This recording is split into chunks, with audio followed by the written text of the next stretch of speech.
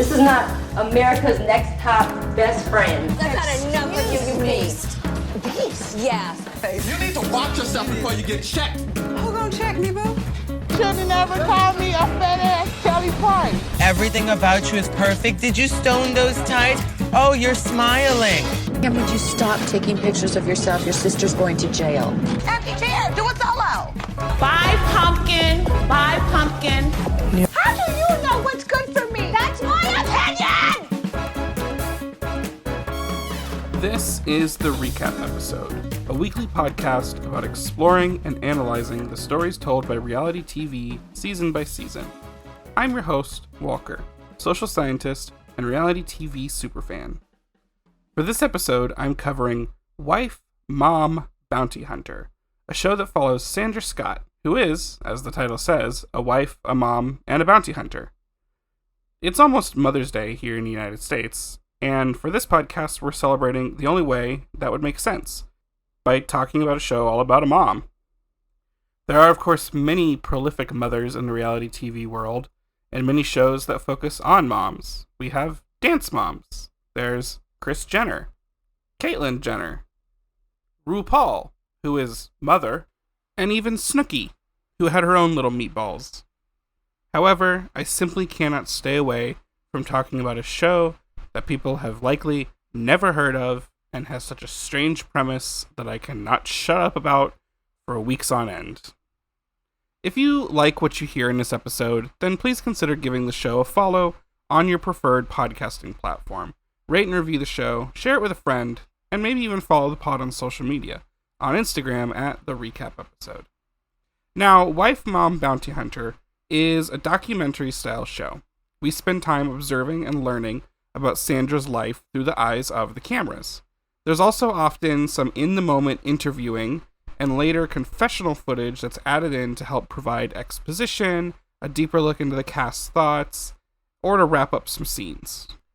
Now, I do have to admit, the concept and the title do sound like something that would have come from like a 30 Rock joke or an SNL skit or something that's like made up for sitcom characters to watch like on in the background of a scene. But it makes sense like why it popped up when you think about kind of the time period and where TV and reality TV was at in that moment in time and like culturally. In case you don't quite know what a bounty hunter is, the job or the profession is someone who will go after people to track them down, bring them in, book them into jail, or do something like that to make them face justice or follow through on some commitment or agreement that they made that they are now skipping out on or defaulting on. In the US, bounty hunters typically are private agents who work for bail bondsmen, who will capture fugitives or criminals who have skipped out on their bond agreement or their terms and conditions, or they're not showing up for court, whatever it may be. You have to be licensed to be a bounty hunter. No one can just like say they are one, which is good to hear. There's some kind of certification licensing you have to go through.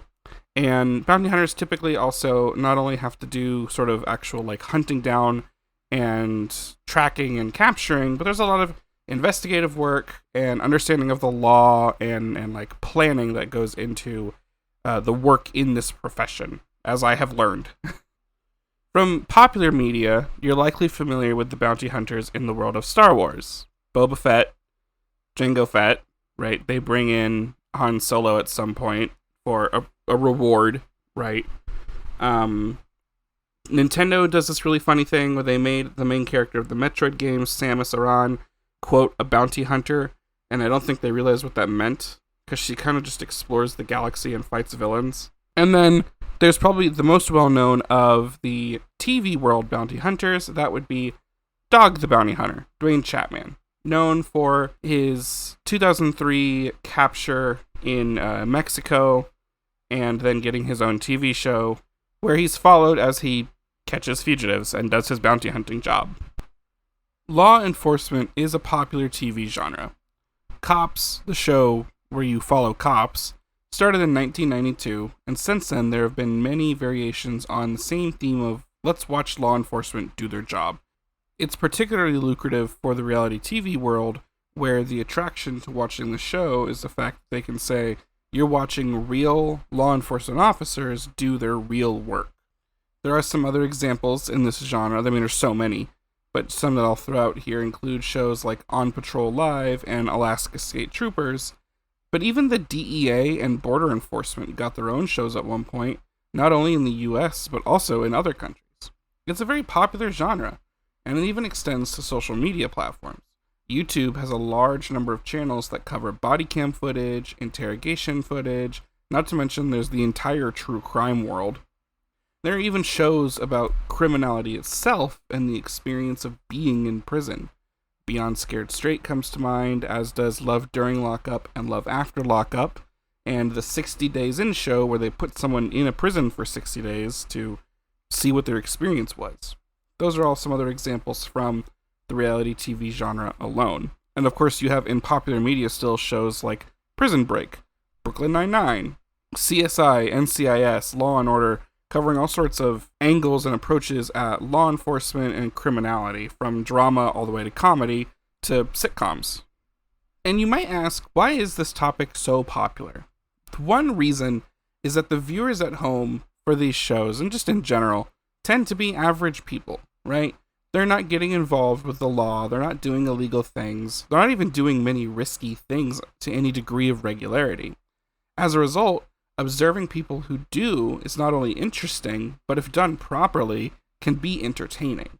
There's a level of being able to look at someone else doing something wrong and saying, well, I would never do that, and feeling good about yourself and being able to place yourself sort of higher in your own moral hierarchy compared to what you're viewing.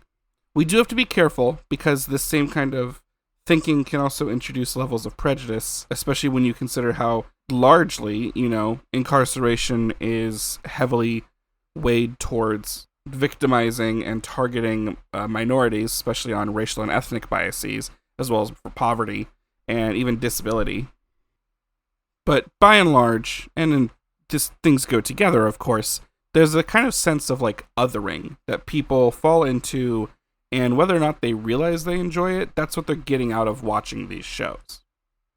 Now, bounty hunters, as I kind of mentioned previously, are more of an uncommon focus in the reality TV world and in this sort of law enforcement, criminality, police work subgenre thing.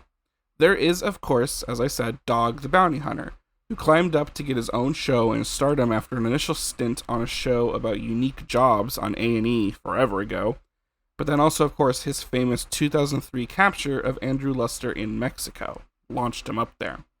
Then there's the show that I'm talking about today, and there's also a third one that was called Family Bonds from 2004. What this show attempts to do then is a bit of subversion on the audience expectations of this theme around these law enforcement shows.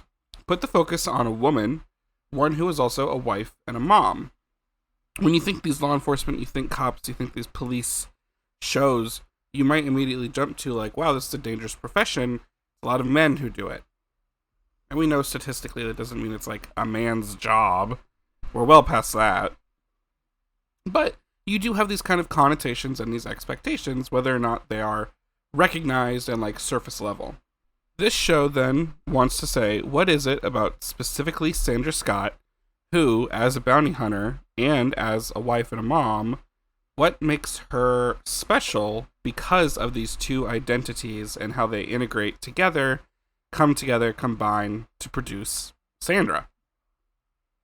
There's an article in the East Valley Tribune, which is like a local publication, that talks about the creation of the show and gives some of Sandra's background. And it was really helpful for me to find some information about her online. I'll put a link to that article in the show notes or description of this episode if you'd like to go read it for yourself. There's a good quote that I think kind of gets at the heart of where this show kind of came from and what it's trying to do and the story it wants to tell. And this is a quote directly from Sandra for the article. She says, "You go into a lot of situations that are going to be volatile and unpredictable, and you have to be able to remain calm in the face of danger and hostility. Being the mother of a teenage daughter really qualifies me for that." So as you can see, Sandra herself really takes kind of a pride and understands that her experience as a mom here helps her in her career as a bounty hunter. And as we'll see in the show, this translation of kind of skills and experience also does go the other direction. Sometimes her skills and what she's honed while working as a bounty hunter help her out to be a mom and a wife. Sandra herself has had many a different profession and career in her history. She's worked as a stripper and entertainment wrestler for the original Glow sort of wrestling media thing that Netflix then tried to reboot in recent years. She worked in the adult film industry for a while and was honored with some awards and recognition for that in recent years now, I believe. She had some acting work she did in films, and then she became a bounty hunter. She did some investigation, and in the show she also has her own bail bonds business. The article from the East Valley Tribune kind of touches on some of that, but it really picks up on how she got into the bounty hunter world, which is most relevant to the show that we're talking about and what we'll see her do. The article shared that Sandra got started in the bounty hunter profession after moving to Arizona in summer 2006 with her family to take advantage of cheaper real estate in the area. It says in the article that her and her husband were both California natives, but they were struggling out there with the cost of living and saw that Arizona was a lot cheaper, so take advantage of that. While completing early jobs to get started in the bounty hunting profession in Arizona and build up both her experience and her reputation, Sandra also got to hone her investigative skills by hunting down her older daughter's biological father. He had skipped out on child support payments for a while, and she managed to find him and give him the ultimatum, not only as the ex-wife, but also as a recovery agent. She said that he either needed to go to jail and pay back the child support, or give up his parental rights. She backed him into a corner so hard that he ended up waiving the rights to their daughter. Which, that alone, I think, says so much about who Sandra is and her character and her personality and, what she stands for and her motivations. Her family is very important to her. And this is revealed in every episode in the opening sequence, actually. The opening sequence of these episodes starts with a sort of narration by Sandra saying, I'm Sandra. I'm a wife, a mom, and a bounty hunter. She introduces the members of her family who are also cast members in the show, and then she explains that, nothing gets between me and my family. Anyway, enough of all that. Let's get into actually talking about what it's like to watch this show, what happened during its one season, and its 11-ish episodes. Get into all the recap. For your own information and possible enjoyment, you can watch Wife, Mom, Bounty Hunter on WoW Presents Plus, who were part of the production team for the show. There's a production company called Rainbow Media that had a hand to play, and then World of Wonder Productions, which runs WoW Presents Plus, the subscription service, also helped produce this show back in 2006-2007. The show is available on the WoW Presents Plus subscription. You can do a week free trial if you want to watch this show, and that's it. But if you're a fan of other reality TV, there's a lot on there that's good. All of Drag Race is on there, of course. And a million, really good documentaries are on there. So, I think it's worth the cost for the WoW subscription. The show aired originally on a network called WeTV, which some people call the poor woman's oxygen, which I find very funny. We stands for Women's Entertainment. They had a couple of shows, again, focused largely on the experience of women, which I find very, very interesting. And it's a niche to carve out for sure. This aired on WeTV back in 2007. It started airing April 20th. There were 11 total episodes. Now, the pilot was 1 hour long, and the remaining 10 episodes were all 22 minutes, fitting into that standard half-hour TV time slot. Each episode shows Sandra conducting her bounty hunting job while also balancing the day-to-day of being wife and mom of 2 girls, as well as her husband Ron, and everything that needs to go on in her home life. Each episode tends to have typically one case that kind of takes the whole episode to wrap up and follow through, and then a B plot that has to do with the home stuff.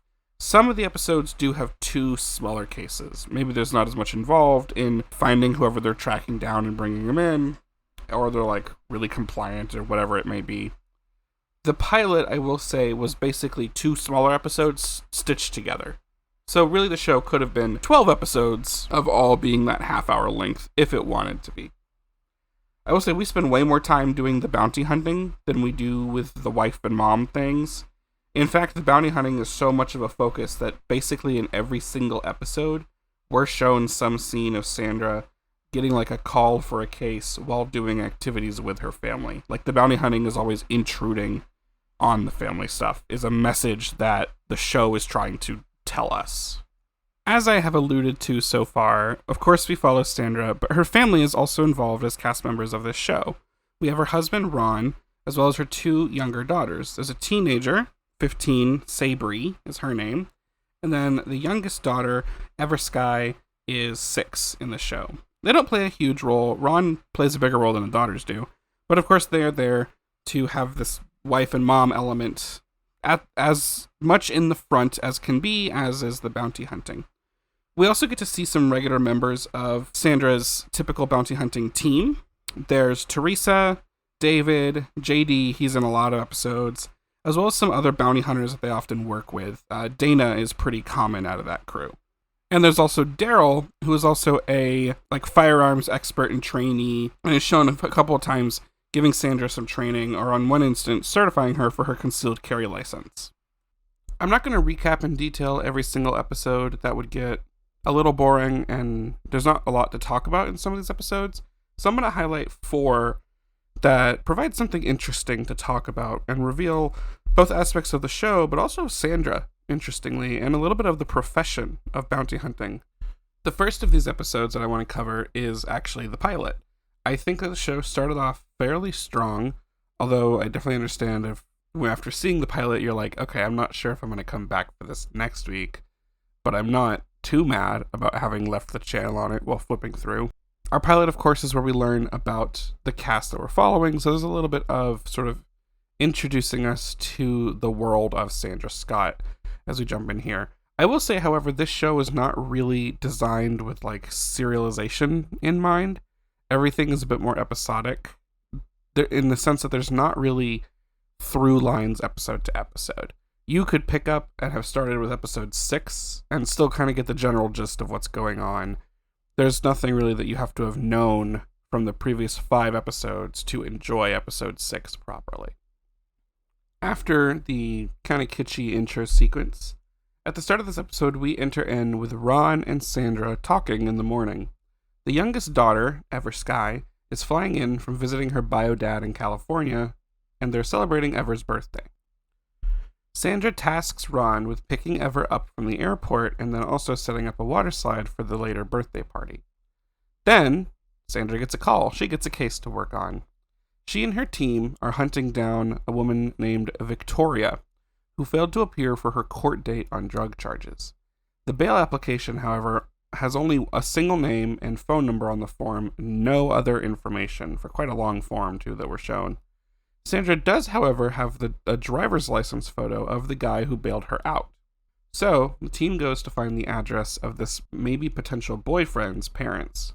They stake out the parents' house in hopes of finding Bill, and end up waiting for quite a while, but eventually Sandra heads out to go home to set up for the party while her team remains in the stakeout. Back at home, we get some footage here of Sandra having to take everything into her own hands and do the party prep, and set up that water slide herself. The little party for her daughter ends up going well, and in the middle of it, JD, one of the other bounty hunters, calls Sandra. He says that Bill is on the move and he is tailing them in his car. Sandra then jumps to her desk, still in party gear, I want to note, like in a fun little party hat, and cross-references the car that JD is tailing with what they know, and finds out that it is the right car, but JD ends up losing him after he gets onto the highway. So the next day, the team has a license plate, and now they have an address for Bill from the license plate. So the crew is going to canvass the neighborhood that Bill lives in to see if they can find out if Vicky lives nearby, or is she maybe hiding out with Bill. In the middle of this, suddenly, Sabri, the teenage daughter, calls Sandra. Sandra gets off the phone and then tells everyone, oh, my daughter needs a ride home from school and I'm nowhere near the school. Great. The team, however, happens to find one neighbor in this neighborhood who knows exactly who Vicky is and where she is. And I just want to point out, this neighbor was like over enthusiastically willing to like comply and work with Sandra and her team. She's like, oh, I know who that is. You're looking for the drug dealer? Like, this woman is over it, and she's ready to get rid of Victoria, I guess. So the next day, now it's time for a game plan. They're going to drive past the house, they're going to get the lay of the land, and oh, wait, Sandra gets a phone call. Ron, her husband, informs her that the neighbor's dog killed one of the family's pet chihuahuas. So that's great. Sandra, and she ends a call with Ron, she says, I'll talk to you later, I gotta go make an arrest right now. The crew spots Vicky and Bill just kind of like standing around outside. They kind of got really lucky. And the plan now is to basically just pull up and grab her. Very efficient, I should say. I will just note here, because this is like such an on-the-nose moment of this show, while they're getting ready for their plan, Sandra and her team start singing like the Bad Boys song that's used as the intro to Cops. Which is so just like, you're watching it and you're like, wow, this does feel like every other cop show, just like with a flavor of Suburban Mom painted over it. And then suddenly they like sing Bad Boys. Like, of course, the bounty hunters would kind of like, I don't want to say idolize the cop show, but like, of course they would hold it in kind of like high regard and compare themselves in their line of work to the officers in that show. And then also, then that makes an interesting comparison, like meta-narratively, for comparing this show to Cops, which I don't think you can really do, so I'm not going to do. They talk to Victoria through the door, tell her she's under arrest, and she ends up being very compliant, and so does Bill, the boyfriend. When they ask, hey, why did you miss court? What's going on? Vicky says she's been trying to handle things. She ended up with like 2 different court dates and try to figure out how to make that happen. She also has like a stress disorder she's trying to explain. It doesn't make things easy. When Sandra enters the home just to like clear it, make sure everything is good, she spots a machete. And at this moment, Sandra then like takes like in narration and also in like immediate interview, Sandra is telling us like, oh, when I saw the machete, that's when I realized that behind that door, when we were asking her to come out and arrest her, Vicky could have been standing there holding that machete, ready to defend or attack. Which is like definitely doing a little bit of like sensationalization there. It's like, that may not have been in anyone's hand. But yes, I do kind of get it's like, why else would it be there then? But with how like compliant Vicky seems to be, that just doesn't make sense. But whatever. I'm not there. I don't know them. The crew help Vicky get some shoes, and they're like really like noticeably nice with her. They aren't acting very rough. They're not like pushing and shoving or, being mean to her, which is a little bit of a subversion from kind of what you might expect, especially if you've watched a lot of other law enforcement focused shows. You're kind of familiar with like those who are being taken into custody or questioned or whatnot treated poorly, not a lot of respect and everything. On the way to the jail to book Victoria in, we get footage of the crew talking to her like in the car. Everyone is in like good spirits and like super friendly, even Victoria, even though she's like being taken to jail. And they all end up sharing like blonde jokes together. A little bit like this is made to be like at the expense of Sandra because she's blonde. But Sandra does get on the fun herself and tells her own blonde jokes as the resident blonde. When they go to book Vicky into jail, this was very interesting. They struggle to figure out like where the jail entrance is because I guess Sandra has never been to the specific location before. When I say it's interesting because you kind of are jumping into this show with the expectation that Sandra is like a practiced and well-experienced and established bounty hunter. So then when you see her struggle with some like simple part of the task as just like booking someone in, you would assume that tracking someone down and catching them is more difficult. It's interesting to watch like the struggle with this more simple part of the entire enterprise, and potentially, kind of keys you in. It's like Sandra's not your normal bounty hunter, right? After all this, now Sandra has to go home and tell Sabri, the 15-year-old, that the Chihuahua's died. Remember that from earlier when Ron called to say the Chihuahua was dead? Now Sabri has to do, quote, the hardest part of the day, being a mom. And she does break the news. The daughter is like poking at her because there's like the one chihuahua hanging around, and daughter's like, hey, where's the other one? Where's the other dog? Where's that dog? And so then Sandra has to be like, well, your dog died. Your dog got killed by a bigger dog. Now remember, the pilot was twice as long, so there's actually a second case that we get in this pilot episode. So, a bounty hunter friend of Sandra's, Robert, calls her with a new job, and Sandra decides to get Ron to help her out with this one.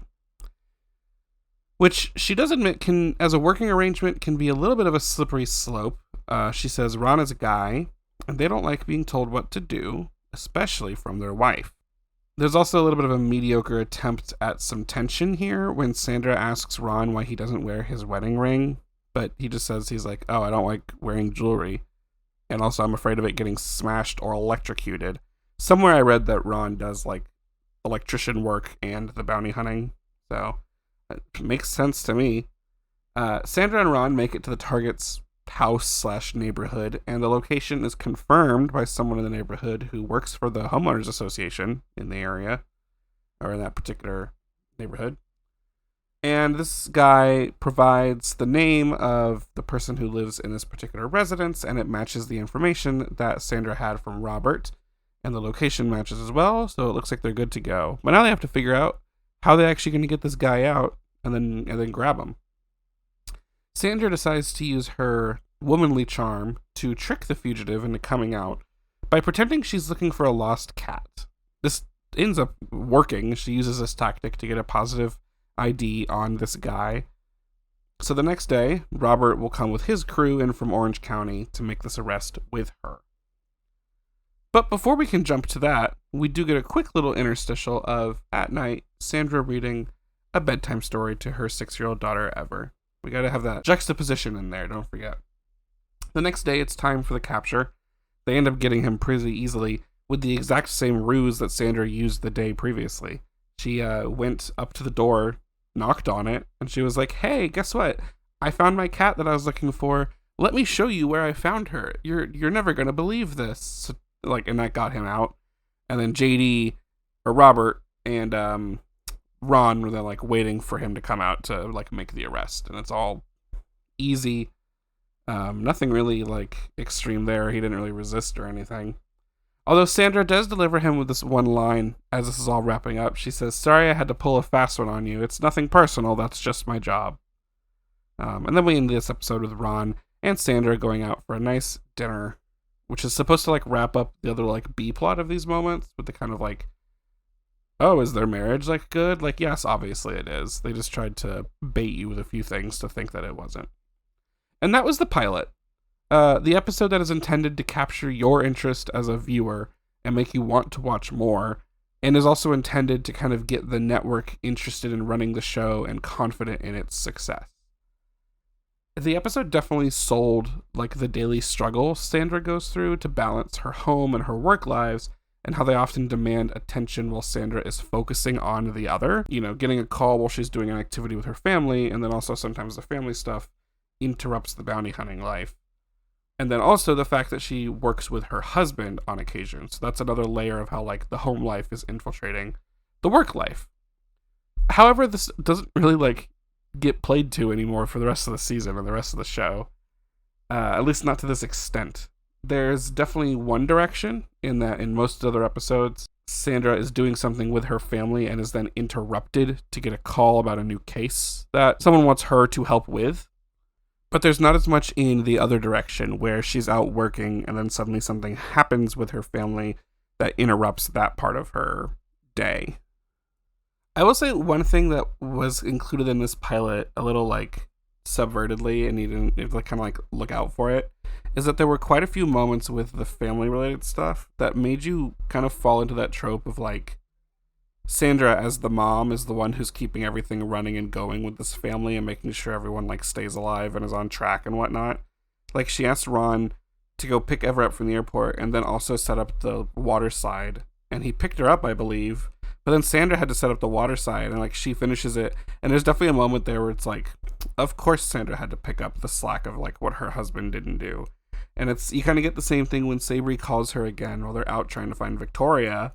And she's like, I need a ride home from school. And it's like, why couldn't she call her dad? Or literally anyone else, you know? And who's to say if that phone call was real? I'm about to get into that a little bit more with this next episode I want to cover. But I have a hunch to believe that some of the family stuff wasn't as unscripted as they may want you to think. The bounty hunting stuff for sure. You've got like other people in the scenario that don't have to play by the TV show's rules. Although that does make me wonder, I will say, about how they got the like clearance and the release for the people that they are hunting down and picking up and booking into jail. For shows like this, you generally have to get the release of anyone who's going to be on camera and shown for like a significant amount of time. And we know this is true for this show as well, because there's times when people are blurred out in the backgrounds. And in a show like Cops is the one I'm going to compare it to, they often like somewhat half tricked people to do the release just to have their like full visage shown on camera and on the show. But for this one, you know, it's interesting. How do you get the people they're picking up to agree to it? And what I'm wondering happened is maybe we only had footage in the show of people who agreed to be in the show like during the ride back to the jail. And like anyone who didn't agree, they just didn't show that day in that case at all. It's hard to tell how long the filming time frame was for this. It's in Arizona, so you can't really like use the seasons to figure that out. But it seemed to be like a couple of months. So maybe there were a high number of cases and days that they followed Sandra and her team along for. And then maybe the person they were going after said, don't want to be recorded. Or at least I don't want to be turned into a TV show, please. And so they couldn't use that footage. Open question I have. Sandra, I know you're out there. I know you did an interview last year. Let me know. The next episode I want to talk about is a bit later on in this season. It's actually episode 7. This one, again, starts the family scene with specifically Sabri breaking her curfew.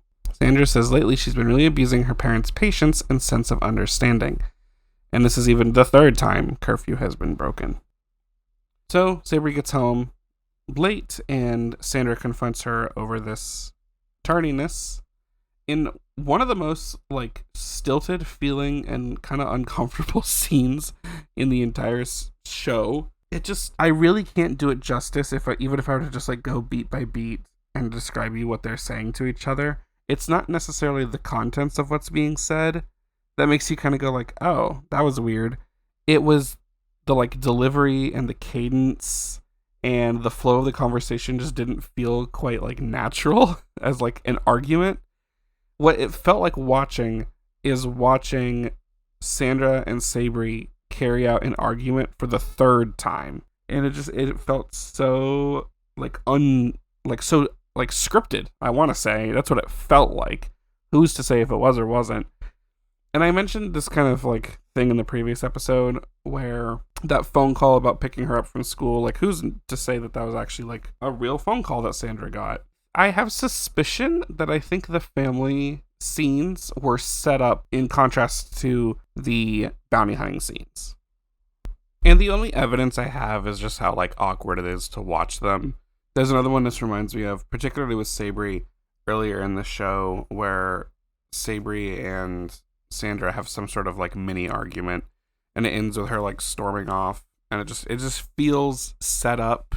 There was like a, not post credits, but after kind of like the main events of the episodes finish, during the rolling of the end credits, there's usually some like extra scene. And sometimes it's kind of just like Sandra doing her own thing, or they show them her like doing something with her husband. In one of them, there was like one where it like focused on Sabri, but it also like cut back and forth. Like it really felt like a script like scene playing out, especially with the way they edited it. It was like a phone call between Sabri and Sandra back and forth. Anyway, in the actual plot of the episode, the next day, Ron and Sandra are out with their bounty hunting law enforcement friend Daryl again to get their concealed weapons permit. They basically have to pass this accuracy test, and if they pass that, then they're good to go. It turns into like a friendly competition between Ron and Sandra, Both of them pass. Sandra's shots are a little bit more precise than Ron's are. When that wraps up, Daryl mentions to the two that he has some cases for them, the ones they'll be pursuing in this episode. On the way home from, honestly, just out in the desert where this, quote, shooting range was, on the way home, Sandra decides to call her house landline to see if Sabri is using the phone. As part of the breaking the curfew so many times, and I guess maybe part of the argument that we were shown previously, she's on restriction. She's grounded. No phone, no computer, no friends, no boyfriend, nothing for, I think it was like a week. But it was also apparently a 3-day weekend, so Sandra was willing to go light on Sabri if she behaves like this day. So one of the restrictions was no phone. So Sandra decides to see if she calls the house and she gets the phone as busy tone, that she knows that Sabri is breaking the rule and is using the phone. So she calls home and she gets that busy tone. However, we don't see the aftermath of that just quite yet. First, we have to go deal with some bounty hunting. This first case they have for this episode is to find a woman named Suzanne who went to court late and is on charges of a drug possession. They know that Suzanne is living with her mom in a nearby mobile home, and they're told that there's a dog they may have to worry about. Sandra here says her job is to see if she can get Suzanne out of the trailer easy and peacefully. They know that Suzanne is living with her elderly 75-year-old mom, and that could be a problem. Sandra tells us, quote, "These older women can get a little cantankerous when you're about to haul their children off to jail." Understandably. Well, it turns out that they actually got Suzanne out pretty peacefully, or so they thought. At one point, Suzanne, kind of shoves against one of the cameras that the, crew members have. And this is when they decide that, nope, we're going to have to cuff her. We're going to have to treat her like she's being violent a little more, but not, too violent. You know, I'm sure the camera crew had some sense to, back off from the person who's actively being arrested in that moment. After this case is all wrapped up, we get another Sabri update. Sandra calls home again and still gets that same busy tone. So later, Sandra confronts Sabri about the phone call. Sabri tries to lie and say, the cat unplugged the phone. That's why you got the busy tone, because the phone just wasn't working. But then Sandra says she can call the operator and ask about the usage, and at the threat of this, Sabri comes clean. She said she called her boyfriend to say she'd talk to him tomorrow after being done being grounded. Sandra was going to give her a break for the upcoming 3-day weekend from being on restriction, but now she's in trouble and going to be on restriction for even longer after pulling that. We had a second case in this episode because the first one wrapped up pretty quickly. This time, Ron and Sandra are going after Leslie, who is wanted for aggravated DUI. This case isn't really too remarkable. The biggest thing is that they are warned that there might be a number of children present at the location when they go to pick up this guy. And there are. And it, sometimes when the children are around, it kind of gets to Sandra a bit. Because, again, she's a mom. And she also doesn't want to make kids scared or anything. She tells multiple times that you can tell, has concerns and reservations about having to arrest people in front of their families and specifically in front of their children. And she always talks about, she doesn't want to leave that, traumatizing impact on the children and have to be the bad person that, takes their parent away. But she still does the job. I guess it's a living. They get Leslie pretty easily, though. I would note here, it seemed like both of the arrests this episode were actually for being on an active warrant while also being on bond. That was the reason given why the bondsman decided to revoke the bond and then have to send Sandra after these people. But once that arrest and that case is wrapped up, we also wrap up the whole episode with a final touching base on Sabri's story, this little B plot. When we jump into this last scene, Sandra has Sabri helping with chores around the home, particularly cleaning around her bedroom and cleaning up the bathroom, which then has to, of course, be inspected.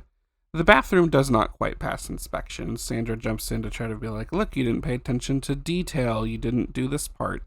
And she explains, this whole thing is about teaching Sabri about doing what's right and doing what's expected. Because in a few years, she'll be an adult and be expected to make these decisions on her own. I picked this episode to highlight and talk about because there are some parallels between the two plots, particularly with the first person that the team goes after. I didn't mention it earlier, but in the car to jail to book in Suzanne, when they're talking about, like, Suzanne, how'd you end up down this path in life dealing with, drug possession and everything? And Sandra asks specifically, why didn't you make better choices throughout your life? And Suzanne says she literally just doesn't really care about anything and just doesn't really bother to stay out of trouble, even if it, like, stresses out the people who are close to her. And it ends up putting her in danger as well. And that kind of connects up to Sabre's line, and kind of what Sandra's feeling about that is, Suzanne is just not making good choices at all, and Sandra doesn't want to see Sabre go down that same route with the choices she makes. And so I like that this episode did that. It actually had this kind of like parallel thing going on between the work plots and the home life plots, and her being a wife/mom. This episode did that well. What it didn't do well was some of those at-home plots, again, feeling like very staged scenarios. And again, it felt like some of them was like, oh, this is like the second time they're having this argument. Their like lines are formulated a little bit better.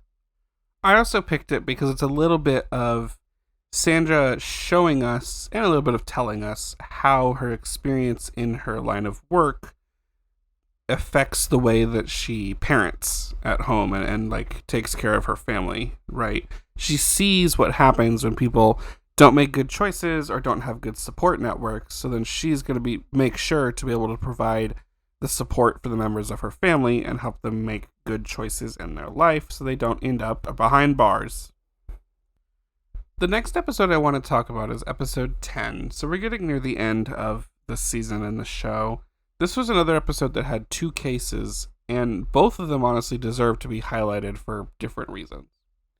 So at the start of this episode, we join Sandra, Ron, and JD as they go to the Army surplus store to pick up some supplies for the field. This is also when we learn that JD is a former Special Ops Army Ranger. He's a veteran. Sandra, during this, is shopping for a new stun gun, and I'd put in my notes, like, Chekhov's stun gun? Is this going to come back around? Spoiler, it doesn't. I think if the show had a slightly more, like, engaged production process, someone would have found a way to bring the taser back around so they could have this nice moment of, like, and they could even have Sandra say this if they wanted, wow, it sure is nice I bought that new taser, but we don't get to see her really use it. The JD thing does get carried through, though, this episode, the fact that he's a veteran. The next thing we see is a brief scene, thank God it's brief, of Ever, the youngest daughter, trying to learn how to ride her bike without training wheels. She's just like screaming the whole time. Not a good audio-visual experience for those like 25 seconds to a minute, however long this scene takes to happen. Anyway, halfway through helping Ever trying to figure out how to ride her bike without her training wheels, of course, Sandra gets a call. This is another one where I kind of noted, like, okay, did the call actually come at this time, or did someone just, like, call Sandra so we could have this moment of the mom life being interrupted by the work life, as is kind of used in every episode?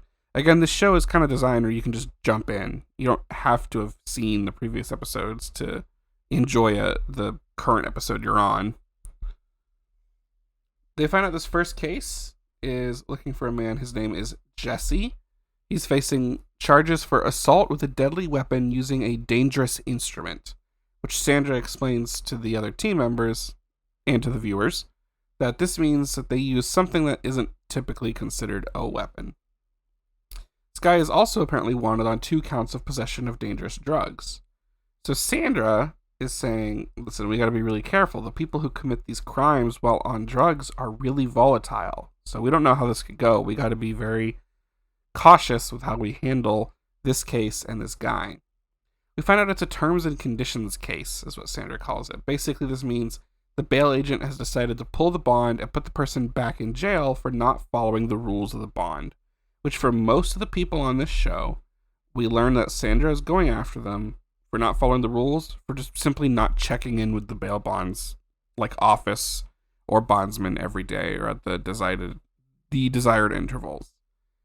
Some of them were decisions of the bondsman to pull the bond because the person that they've bonded is on has an active warrant, and they don't really want that. Some of it is they've committed another crime or they've missed a court date, but a good amount of it is just not calling in, not communicating with the bond office as needed. The team heads out to the address that was given to them, and on the way out there, they're going like out into the boonies, out into like the rural area. Sandra starts making comments about how bad it smells out in that part of town, and she explains it because how much of this land used to be used for agriculture, and how over the years that has just sort of inundated the area with a particular odor. Anyway, they get out to the property, and he's there. Sandra gets him to open the door, and then Ron and JD rush in. Remember, they were expecting a crazed, drugged-up dude with weapons who might attack them and do damage. And Sandra gets surprised. It's just an old dude who happens to be a veteran, and he's ready, and he's, willing to cooperate, not being difficult, and he's, like, small and very calm, and Sandra's like, oh, that's not what I was expecting. Sandra asks him, hey, why aren't you calling in? He says he just forgets, and then she also asks him about his veteran status, and this is when she tells us she's surprised. We learn in the trip back to the jail for him to get him booked in that he had a drunk argument with his neighbor, and he pulled out a Bowie knife and cut his neighbor. And then that's what led to the charges. We also learn that he has been disabled since his time in the military in Vietnam, and his PTSD was never treated, which gets JD really upset because he's ex-Army. And then the show gives JD some space and some time, not only in the cinema verite footage that's happening in the car after he learns about this guy's veteran status and his experience, but also in the interview directly to us. JD gets to spend some time talking about how upset he gets about how this country doesn't take care of its veterans at all. Won't help them with their disability, won't help them with reintegrating back into standard society, leaves them hanging out to dry, and then stuff like this happens. And JD says, like, this guy's a veteran like me, I should be celebrating with him, not taking him to jail.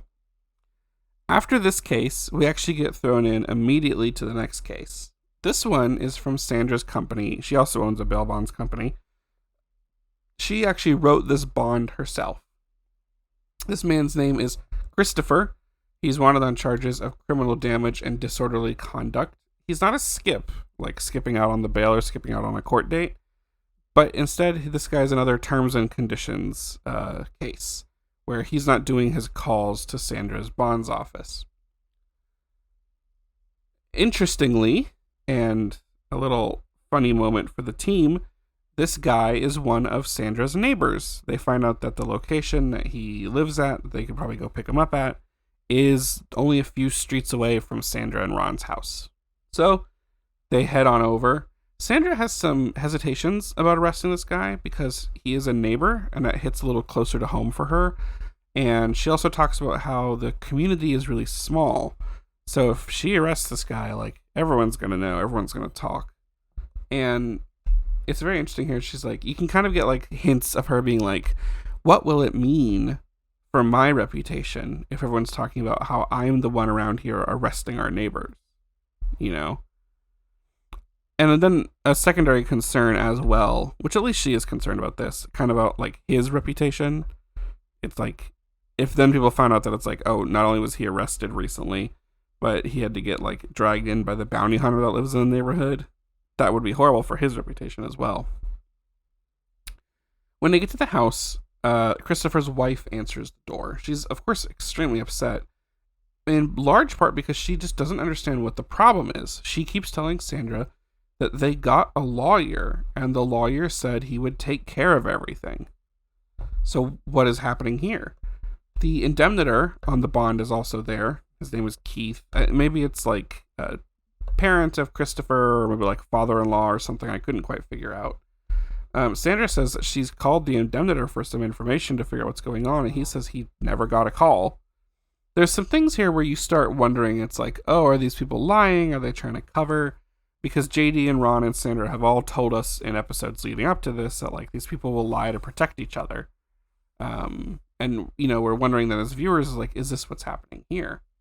But Keith says he never got a call. And the wife really is adamant about believing that having the lawyer would fix everything. And Sandra chooses to believe both of them. She particularly says the wife really got to her. And she said when she looked at Christopher's wife in the eyes, she could say that what she was staring back at her was honest and sincere.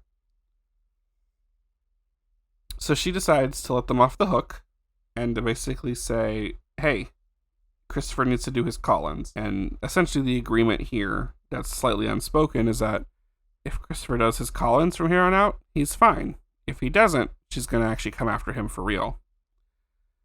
Ron gets annoyed that Sandra decides to do this. And they're not going to arrest Christopher. And he gets so annoyed and frustrated with it that he actually walks off while Sandra, they're still at the house of this guy. He just walks away. He's like, I don't want to be seen around this. I don't want to be seen as attached to the bounty hunter in the area who goes soft on the criminals. My note here was okay, very childish behavior from Ron. In the title sequence, his name is introduced with his picture, and it says in quotes, the big kid. Kind of being the biggest kid here in this moment. Sandra says she's putting herself in the family's shoes and says this guy doesn't understand how the rules work and was under the impression the lawyer would actually handle everything. And she says, listen, if you don't understand the rules you broke, you shouldn't really be in trouble for that. Or she tells us that Ron is mad because he thinks the law should apply evenly to everyone. He's a little more cavalier with the application of law and punishment here. He's very much, quote, the rules are the rules, and Sandra is, quote, well, that's not the way I operate. Which I will say, up until now, I was kind of on the fence because it's very difficult to kind of be I like this character. She's also a cop of a kind. Especially looking at this with 2026 sensibilities and perspectives on policing and police work and law enforcement. And then sort of an industry like this, which really preys on people who are kind of at the bottom of the system. This surprised me, and it won me over. To the point where when I was watching this episode, I even emerged from my room and just kind of I had to tell someone, and one of my roommates was just sort of hanging out, and I was like, yo, the bounty hunter lady, she bent the rules of the law. I was she's being equitable. I was just so surprised, pleasantly, I will say. And then it was interesting to watch this kind of I don't want to say breakdown, but Ron really didn't like this. And so the rest of the time in our episode is Ron being upset about this, him and Sandra not being particularly open to talking about it, and JD just kind of being well, I'm here too, and I'm friends with both of y'all. Sandra takes a moment as well to talk with Sabri about, doing what you believe is right and correct. And Sabri agrees with Sandra in this case. But also then agrees with kind of well, then, you spared him now, but if he doesn't do what he's supposed to, then you go after him again. And Sandra's yeah, exactly. She's but when you decide that you need to do what is right, then you should be able to be confident and make that decision. This is the message she's trying to send home for Sabri. We do have enough time left in that particular episode to find out that Christopher did call in like he was supposed to. And he even called in only a few minutes before Sandra called the office to figure out if he did so. So, it feels like a happy ending. I selected this episode to talk about because both of the instances for the people that were being hunted down and brought in for this episode were, I was surprised with how the show decided to handle it. A case of a veteran who has been mistreated by the country he served, and how they choose to handle that with respect in this show, and also let JD kind of have his moment to soapbox a little bit, I thought was very classy, for lack of a better word. They did that tactfully. And it was also interesting because it was a moment where Sandra's expectations were completely defeated. She went in based off of the list of charges that were present and what was given to her in the bond application and the kind of case notes, expecting someone who was going to be ready to snap and attack at any moment with whatever he can get his hands on while he's in like a drug-fueled rage or stupor. And she did not get that. She got a dude who had a drunk argument with his neighbor, happened to own a weapon, and then it kind of escalated from there. And then he was extremely compliant, you know, so it really like put her in this situation where she kind of had to like address her own expectations here.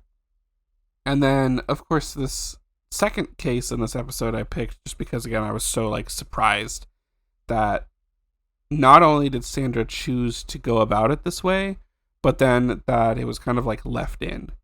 Because you're trying to think like, what are the producers trying to do when they're making the show? They want to make it interesting. So they want to make the bounty hunting aspect the main focus. And they also want to make sure it's engaging, it's like action filled, it's intriguing, it makes you ask questions, you know, it makes you react. Because that's how you're going to remember the show. You're going to want to watch it next week. And that's how potentially you would get future seasons, right? And then like all of that is like flipped on its head here with like Sandra choosing to do this kind of unheard of like mercy for this family and for this guy based entirely on her decision. And it's unclear when you think about it. You're like, is she actually bending the law in this moment? Like, does she have the authority and agency and power to do this? And the answer I would say is yes. Everyone has the power and agency and authority to make decisions that impact their own experience and the experiences of others every single day. And when you're in a position of power, it is your responsibility to also understand that the power you wield when you choose to make or not follow through on certain decisions can have very life-altering outcomes for other people, especially those who are at the whims of your power. In all, I just thought that episode was a very interesting piece of this overall picture that we've been given. And it also is just a moment that kind of like surprises me. It's like, oh, this show had some surprising depth to it. I was not expecting this to happen or to see this at all. But I do also get it. If you're subverting the trope by having the main character who is in this like line of quote dangerous work be a mom, which is already a subversion, might as well keep going. And what else does she do differently, you know? So one of the like articles I read that was like a review of the show kind of talked about this as well.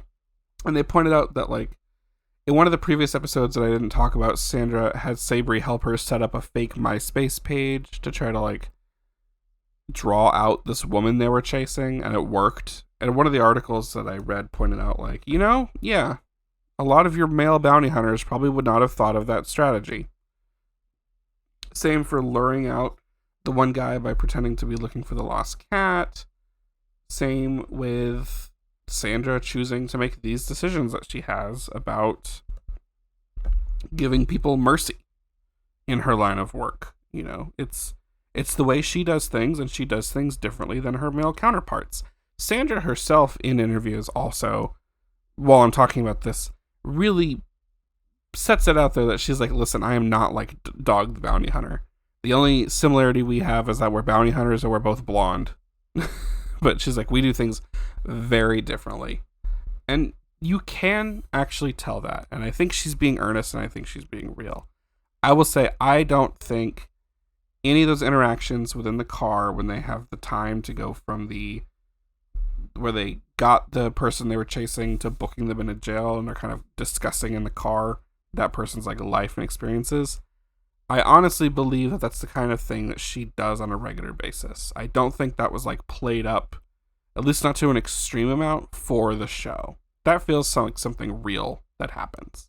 Which I also say in contrast to, again, those home scenes don't always feel that real. It feels like they're being like reproduced. To start wrapping things up and just hit some final notes before I'm done, I will say, I think the juxtaposition that the show is going for worked. I think it worked to kind of say, like, look, here's this tough, interesting job of being a bounty hunter. Look, here's what it's like to be the typical wife and mom of a suburban family. Let's stick these two things together. Let's see what comes out of comparing and contrasting them, see how they work well together, see how they conflict with each other, and let's see what comes out of the, like, integration in the middle. I will say, the show is wife, mom, bounty hunter. It's just word, comma, words. And it really is wife, mom, and bounty hunter, not so much wife, mom, or bounty hunter, which is something I was worried the show was going to do, is that it was not going to be able to appropriately connect the wife and mom stuff to the bounty hunting stuff. But I think even though it's not super duper deep, the show does manage to do that. It shows how not only do the two worlds intersect with each other and often come into conflict over Sandra's time and energy, but things she learns from being a mom help her out with the bounty hunter work, and we get the other direction as well. Things that she does in her bounty hunter line of business clearly move over into how she parents and also how she runs her relationships with her husband. I think the juxtaposition works. That part is fine. The element is there. On the other hand, I don't think the show had enough pizzazz to truly be captivating and engaging. A lot of the episodes, I was getting myself being like, thank God these episodes are only 22 minutes long, because I don't know if I could have sat through and been engaged the whole time if they were all hour-long episodes. If they were, it probably would have like dragged things out longer. We would have had like more time with the home scenes, or given more time to the investigative and tracking process of going after whoever they're going after that week. But there just wasn't is missing that something special to really take the show into something that could have launched. So that being said, what would I do to fix this show and make it have a little more oomph, right? A little that sparkle. I will say, for starters, I think the aspects that focus on her being a wife and a mom, like this home life scenes, it would help if there was some kind of an overarching plot that had to be handled over a few episodes. I think that would be really good. They attempted to try to do this with Sabri, because she's the one who's around all the time. Ever, of course, is going back and forth between Sandra's and her bio dad in California. I think they could have done something with Sabri here. I think they could have had her... They had a few scenes where she was going on a first date with a new boyfriend, and they had the classic cliche scene of the parents kind of softly threatening the boyfriend to treat their daughter right. And then there was a scene of Sabri wanting to go out with people who were much older than her, and Ron pushing back on that, and Sandra saying well, you're old enough to make your own decisions and deal with the consequences. There was a scene with the one I covered where she got grounded after breaking curfew so many times.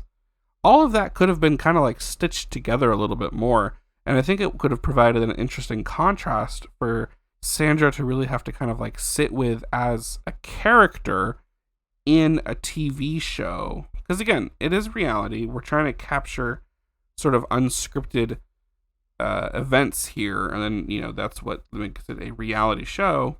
But you still have to make a show with an engaging plot if you want people to watch it, right? That's why we have story producers on these shows. I think what could have been done to make this show even better would be to have these contrasting plots of Sandra does this police adjacent work. She deals with criminals. She deals with people who, as she says, make bad choices or don't have the proper support networks for them to be able to thrive the ways that others do. And then you could contrast this with Sabri getting more and more involved in things that Sandra wouldn't want her to be involved with, and making bad decisions and having to deal with the consequences, and maybe potentially even skirting the lines of approaching what could be called criminal behavior, right? Or getting herself in trouble somehow, or putting herself into a situation that is undesirable and harmful. I'll say I think the bounty hunting stuff was all done pretty well. Sandra and her colleagues have plenty of time and space to not only show the work that they do and its details, but they're also fairly good at giving exposition about their current cases or the overall type of work that they do.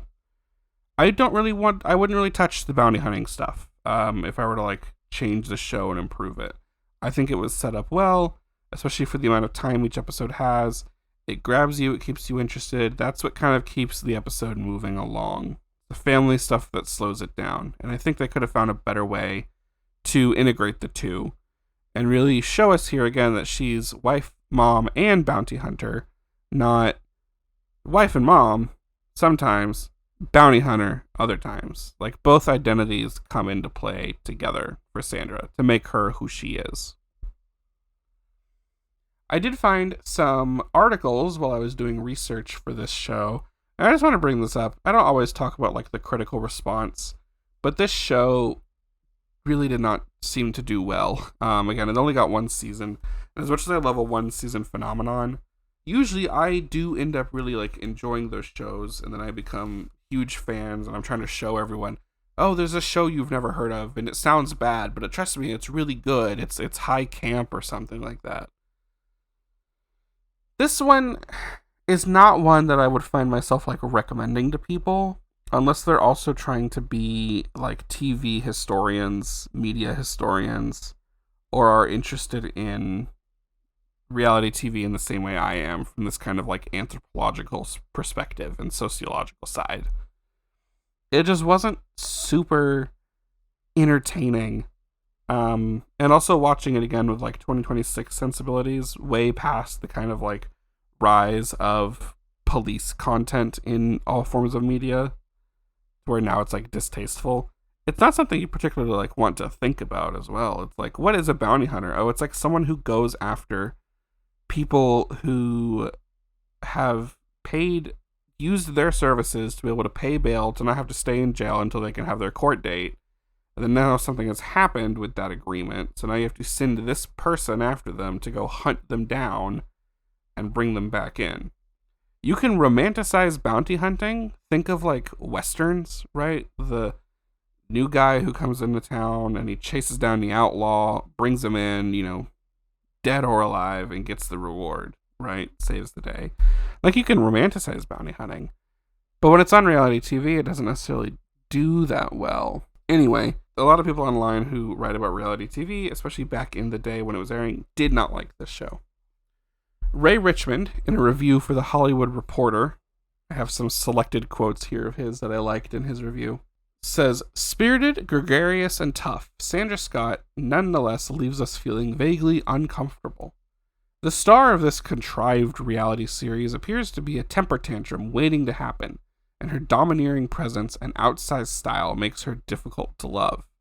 I will agree with this. There were some times where watching it, Sandra, like what she's saying, you're kind of like, ooh, let's calm down a little bit. Maybe not to the extent that Ray said here, and the kind of vitriol he's putting into his review, but I do get what he's saying. He's also quoted in this review as saying, this original effort, premiering with an hour-long kickoff followed by 10 half-hour shows, leaves you feeling like the protagonist is shamelessly playing to the camera, coveting ego gratification seemingly above all else. I see where this is coming from as well, and I am inclined to agree with this critique of the show and how it's set together. They give Sandra a lot of time to talk about whatever she wants and kind of everything that's going on.